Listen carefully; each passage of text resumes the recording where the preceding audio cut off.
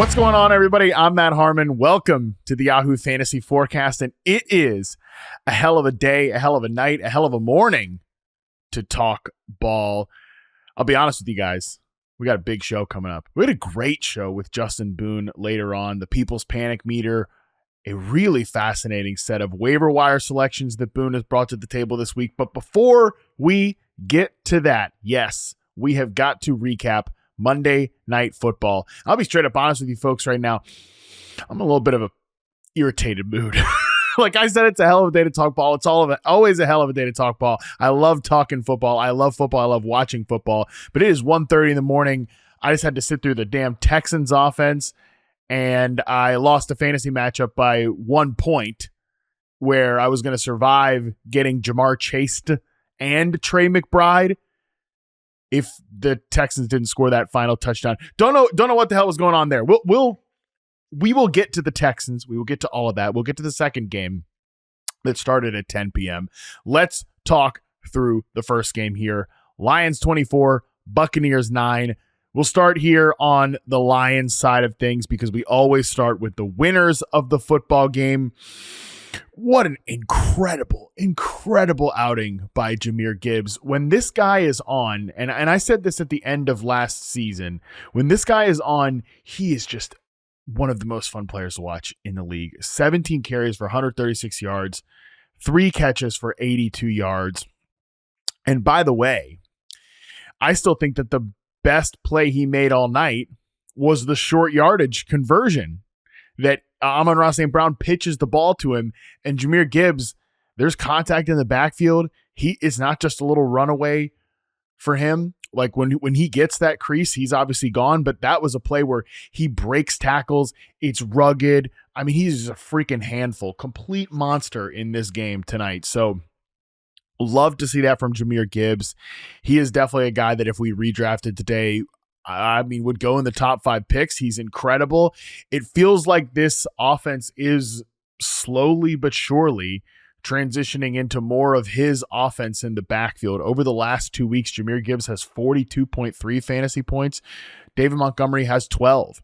If you just look at the touches, like it's gone his way. And I think that we're going to continue to see Dan Campbell and this coaching staff say, hey, we want to get David Montgomery more involved.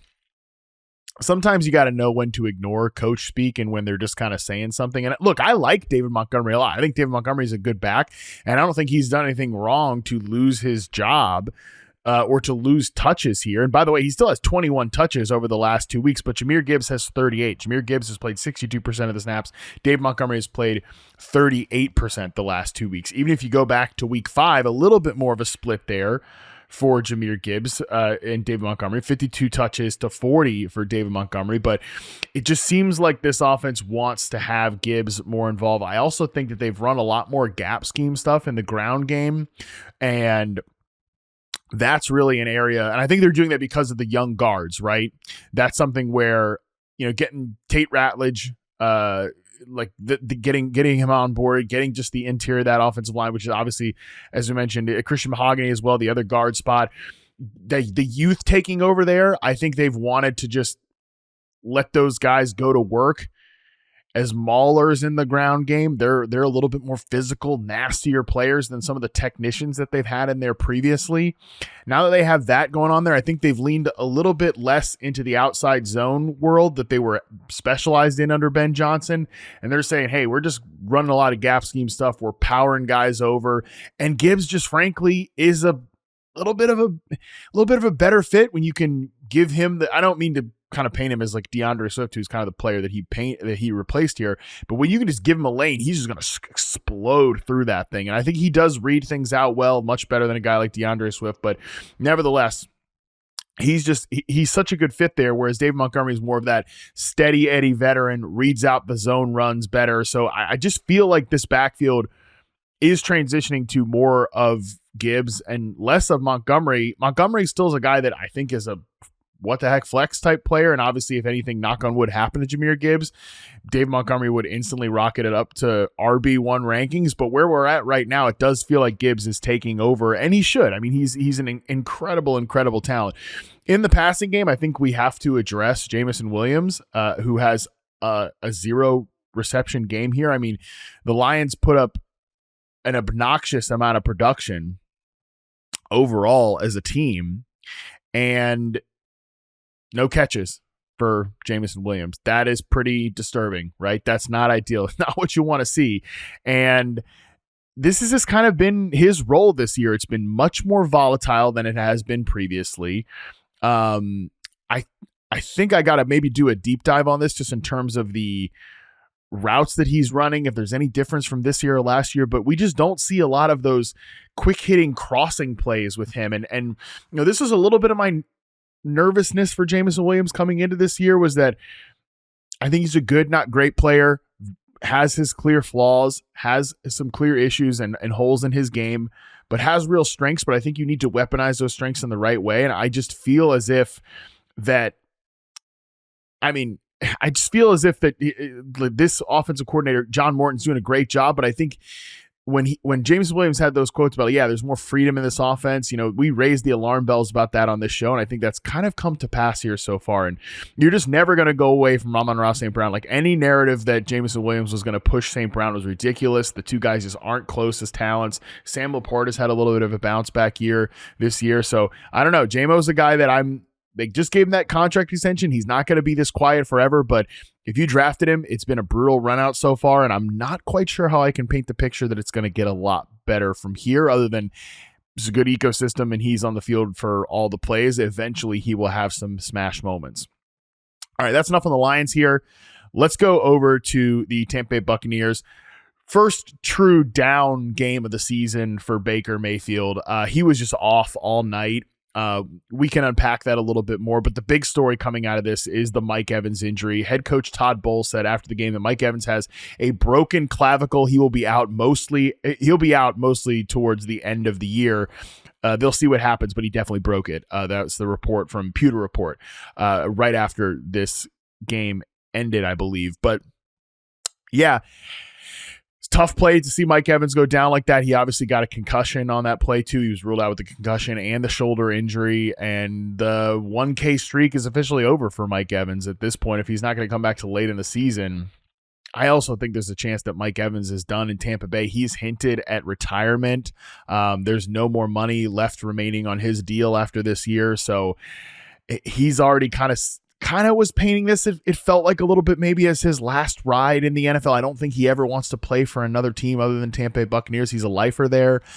So if he goes out like this, that just kind of sucks. I mean, of course, he can come back later in the year. I think this team will be a playoff team this year. So there's no kind of miss there. But at the same time, just seeing him not get the 1,000-yard streak, it is a bummer. I think it's cool. I know some people roll their eyes at it. I personally think it's cool. And I just love Mike Evans. I think he's a great player who has transformed his game in the latter half of his career to being like a true technician, not just a jump ball freak show receiver. So his absence will be felt. There's no question his absence will be felt for this team. Meanwhile, we did get some clues about the rest of the receivers on this roster. Emeka Egbuka suits up in this game, which was a stunner. Boone and I found that out when we were taping the actual version of this show earlier, that he was going to go ahead and play, which I went ahead and put Egbuka into the starting lineup of one of my teams. Didn't really need him to do anything, and he didn't really do much in this game. Mayfield missed him on a few plays, 27.3% targets per route run, and he ran a route on 82% of the dropbacks. There was no playing time limitations here. It just, again, Mayfield was off tonight. He was just consistently a little bit to a lot of bit off on a lot of these throws where he had Egbuka, just kind of missed him. It wasn't just him either. So that was definitely a bummer to see. Otherwise, though, you're not worried about Egbuka. You're gonna start him, next week as long as he's out there. Seeing him even play for this hamstring injury is awesome. I'm sure he's not 100%, but he still leads the team with 12 targets. He only unfortunately catches 4 for 58. Games like that are going to happen. All right, we're talking about some guys in this show later on in the panic meter where it happens. Okay. So yeah, there's going to be down games for your receivers. You don't worry about it. You just plug them into the lineup and you keep on rolling. The other guys in this roster, though, I thought Tez Johnson really stood out. Even again on some plays where Mayfield missed him, he should have had 2 touchdowns on this game, but he had 1 touchdown, 9 targets, second on the team, tied with Cade Otton for second on the team here, behind Emeka Egbuka. So yeah, I mean Sterling Shepard. You guys know I like Sterling Shepard, but Tez Johnson is popping right now. So.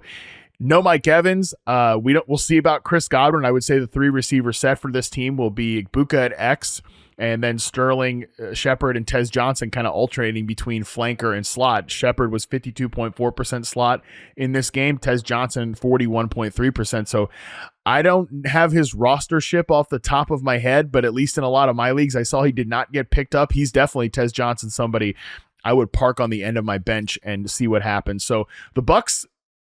This is a disappointing loss. It's one where you wanted it to be a little tighter here. You wanted your quarterback to play better, but they're still a good team, and they still have guys coming back too. They can get healthier along the offensive line. Bucky Irving will be back at some point. Chris Godwin, we'll see what he looks like this year, but he will be back at some point. So there are still some really good days ahead for Tampa Bay, but it just stinks to lose Mike Evans, especially in a moment like this. All right, the second Monday night game. Oh my God. All right, we got to talk about this. All right, Seahawks 27, Texans 19. Let's talk about the Seahawks first. Other than, I mean, they lose the turnover battle in this game, right? I believe they had 3 turnovers in this game, which is, you're not going to win a lot of football games when you lose the turnover battle like that. But Seattle, despite trying to hand the football game to the Houston Texans, the Texans were not really willing to take it. So they escape with the win. They were by a mile the better team in this one. So it definitely was not perfect from a Seahawks perspective. I was confused as to why Clint Kubiak didn't just want to run the ball at the end of the game and get out of here. Not just because I wanted to get, myself all snuggled up in bed, but also to avoid that annoying fantasy loss that I took tonight. And also because hey buddy, what are we doing? Let's get out of here. I know we want to maybe put the dagger into this Texans secondary, and JSN's been balling all night, but come on, Clint, let's run this ball and get out of here. Usually I'm not that big of a fan of the damn Seahawks run game, but tonight they actually had a pretty good rushing performance. I mean, it's got to be one of their best rushing performances of the season. I can look it up here on the fly, but it was just, it was bizarre. I mean, that part of it was the strange thing in an otherwise really clean game for the Seattle Seahawks. And by the way, we actually got a really good Zach Charbonnet game here, which I know the people hate Charbonnet. I even made a joke about it early on Twitter. I said, hey, that Zach Charbonnet rushing touchdown, it only costs 4 points. It only gets 4 points instead of 6 points for Seattle because the yards per carry were not high. People did not like that. They did not think that was very funny, and they were mean to me in the comment section, which, it's a stupid joke, so I deserved what I got, but Charbonnet actually ran really well tonight, over 4 yards per carry, higher yards per carry than Kenneth Walker. Had a 15-yard run here, those 2 touchdowns as well. Look, Zach Charbonnet scoring 2 touchdowns on Kenneth Walker's birthday, as our fantasy handle says. It's over. That is just another little twist there. But I thought Walker had some explosive plays in this game too. He added some negative runs for sure, but I continue to maintain that Charbonnet has a place in this backfield. I'm a centrist when it comes to this backfield. I think both guys bring something. And for me, if I had Kenneth Walker on my teams, I wouldn't be that upset about seeing Zach Charbonnet because they're trying to keep trying to keep Kenneth Walker fresh. We don't want this guy touching the ball 20 to 25 times. He's been hurt throughout the course of his NFL career. This is a way to keep some of those blows off of him. But nevertheless, still good to see Kenneth Walker have the 66 yards. Like I said, he had some explosive plays. He's just a touchdown or bust guy in fantasy, which Zach Charbonnet is a touchdown or bust guy in fantasy as well in this offense, with both of these guys kind of splitting the work. But I think Charbonnet ran well tonight. Again, from a success rate standpoint, it actually wasn't all that great. 31% rushing success rate on their running back runs. It's actually the lowest of the season. So again, maybe I'm wrong here in thinking that they ran the ball well tonight, but I thought they just kind of churned yards a little bit better in this one than maybe previously. But statistically, it doesn't look like it's anything special from a run game than it usually is. So Charbonnet had some nice moments, but again, just moving the ball on the ground is still a little bit of a problem here for the Seattle Seahawks team. Let's talk about JSN here real quick. What a freaking superstar. This guy is so good. I don't think it is an exaggeration to say that Jaxon Smith-Njigba has been the best route runner in the NFL this year. I don't think that's an exaggeration. He has played like a top 5 guy at the position. He has been incredible, and beating man coverage and being a route runner was already the strength of his game. If you look at his 3 previous sampled season in reception perception, 2023 prospect profile, 75%. 2023 rookie season, 74%. Remember all the yards per route run concerns after that year, LOL. 2024 second season, 75%. And he is tracking to beat all of those numbers based on his 2025 in-season charting. So this was already the strength of his game, and now he's doing it from the perimeter. He's doing it against top corners. He's doing it as an X receiver. He's doing it as the number 1 read. Clearly the guy. 14 targets in this game, 8 catches, 123 yards. 15.4 yards per reception. I mean, he, again, is a superstar receiver. He has made that leap in the 3rd season to become not just a good number 1, but like a bona fide top 10 guy at the position, real life, fantasy football, whatever you want to say. He is absolutely incredible. I just cannot say enough good things about him. And like him and Darnold's connection, and there were definitely some scatterbrained Darnold moments in this game, but their connection remains unbelievable. I mean, you would think these guys have played together for 3 to 4 years. They are always on time. They're in sync with each other. They're in sync with the play. Someone asked me a really good question. Is it their chemistry, or is it 2 guys who just perfectly understand what to do from a pre and post snap adjustment perspective in the Shanahan offense, the Shanahan-Kubiak offense? And my response to that was, yes. Like, can it be both? I think it can be both. And that's how these guys are operating right now. Darnold just has a true understanding of this offense. He knows it like the back of his hand. He's talked about how comfortable he feels in it. And JSN is executing the assignment of the number 1 perimeter X receiver at an unbelievably high level. He's targeted on 45% of his routes in this game, 3.97 yards per route run, just bonkers stuff. As I mentioned, I don't think it's crazy to say that he's been the best route runner in the NFL this season. You could argue he's been the best receiver in the NFL. 59% of the air yards for Jaxon Smith-Njigba in this game.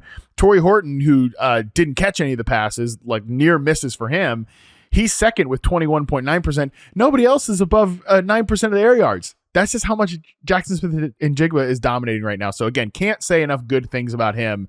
And that give a great stat here from Dante Copflem on Twitter. Most receiving yards in the first 7 games of the season by a player 24 years old or younger. Isaac Bruce, 833 in 1995. Jaxon Smith-Njigba, 819 in 2025. And Jerry Rice, 781 in 1986. This is in the Super Bowl era. That's some pretty spicy company for Jaxon Smith-Njigba to be holding down here. So yeah, dude, just a complete baller. I'm so happy to see this. The guy I think has been underrated throughout the course of his NFL career. Really was underrated as a prospect, as just a slot guy. Now he could not be anything more than that, and he's always been capable of being this player. So incredible. Just love seeing it. I could talk about him all night. I won't do that because we unfortunately do have to talk about the Houston Texans here. I'd much rather keep talking about Jaxon Smith-Njigba routes than the Houston Texans, but alas, we must do it. Okay, so God, I don't even know where to start here. The Texans offense is a nightmare. And I said this during the game that after rewatch. Okay, let me say this. Own up to my mistakes here. I think the number one thing I was wrong about this season, like the thing that I think I was just so off on, and I'm sure you guys can tell me there's way more, and there always will be. You're never going to bat even close to 100% in doing this for a living, but I was pretty optimistic about what Nick Caley was going to bring to this Texans offense, and oh my God, I could not have been more wrong about that. And you know, sometimes you want to give this stuff time, but I said this during the game. After rewatching the Texans offense in week 1, going back and watching it on film, and especially seeing how Nico was used in relation to the struggles with the offensive line and sort of like how Stroud was operating it, you just got this vibe of, ooh, this ain't it. And again, you want to give it time. You don't want to judge a first-time play caller, first-time offensive coordinator too harshly. But now we're 7 weeks in. We're crawling to the end of week 7 here in Seattle on Monday night after midnight. And you still have all of the same issues. And it might even be worse. I mean, the quarterback is routinely getting obliterated, getting folded in half behind the line of scrimmage. The run game still going absolutely nowhere. And beyond some of the player usage and like allocation of snaps and routes, all these pass patterns are going so far down the field. How many times when you saw CJ Stroud like get under pressure, he then, when he does get the ball off, which is rare, it's down along the sideline. It's a vertical route. Where are the answers? You show this team pressure and they're just DOA. They've got nothing. There's no adjustments here. And oh my God, I mean, yeah. What are we doing? Just like, again, no answers against a team that puts so much stress on you pre-snap, post-snap from a blitz perspective. Mike McDonald had the Texans in hell all night long. The coaching advantage between what Seattle was doing on defense and what Houston was doing on offense. I'm talking about like different galaxies here. Seahawks defense in this game, 3 sacks, 4 quarterback hits, 28 total pressures. Just unbelievable stuff. And this is all before we get into some of the player usage, the allocation of snaps between these players in the passing game. So Texans, remember, they're coming off of their bye week. Okay. They're coming off their bye week. You would think, all right, they got in the lab and it's time to see what some of these young guys got. Well, you would be wrong. You would be wrong about that. In the first half of this game, Nico Collins leaves late in the fourth quarter with a concussion, which, of course, just adding injury to insult here. But in the first half of this game, these are the routes for the Houston Texans who are without Christian Kirk in this game. Dalton Schultz, 18. Nico Collins, 18. Xavier Hutchinson, 15. Braxton Berrios, 12. Jaden Higgins, 7. Jalen Knoll, 5. Embarrassing. I mean, you're completely unserious. It's completely unserious stuff. Jacob Sanderson, who does great work at his own Substack, Thinking About Thinking, he does some stuff with Underdog as well. I was in the gym just like tweeting through sets on Saturday, and you know, when you get the news about Christian Kirk's gonna be out, and I'm like, I put out a tweet like, yeah, I'm really open to either one of these Texans rookie wide receivers kind of getting a post-buy rookie bump as the slot receiver in replacement of Christian Kirk. Jacob responds to the tweet and said, "Get ready to learn Braxton Berrios, buddy." And oh my God, yeah, I learned Braxton Berrios, and I hate it. He could not have been more right about that. Despicable stuff. That's in the first half of this game. The game goes on, obviously. That's what happens in football games. It's not just a one-half situation. Berrios still runs 19 routes to 18 for Jaden Higgins and 17 for Jalen Knoll. And, I mean, my God, put Higgins aside for a second. You guys know I have problems with, if you watch our stuff, consumed our stuff during the pre-draft process, Higgins is outside on 96.3% of his snaps in this game. I just don't think he's going to be like a high-end target earner in that role. I don't think the separation is going to be there. He comes down with 0 passes here, and there were definitely some moments where, yeah, maybe Stroud overthrew him, but maybe if we go back and look over on all 22, he's stuck up on the route. I think that happened a lot with Jaden Higgins at Iowa. Again, it's almost 2 in the damn morning, and I haven't watched the film, so maybe I'm speaking out of turn, but that's like my evaluation of the player. And Jalen Knoll just has so much juice. 7 targets, 4 catches, 77 yards. He's the answer, Houston. He's the answer that you need here. It's so obvious to see. And even late in this game, as we showed the tweet from producer Colin, he noted that Braxton Berrios motioned from the slot into the backfield, and he's like a guy we're designing a target to. And by the way, guess who comes off the field to get Braxton Berrios that target? It's Jalen Knoll. I mean, what are we doing? What are we doing? The Texans, it was one of the most maddening performances I've ever seen. So Nico Collins comes away with 10 targets, 4 catches, 27 yards. Ouch. He had a drop. You know, again, being fair here, we're calling balls and strikes. He probably could have run that thing at least flip the field, if not even push to score a touchdown on that one. He could have still been running right now, but he drops that pass, and it's just, that's the thing.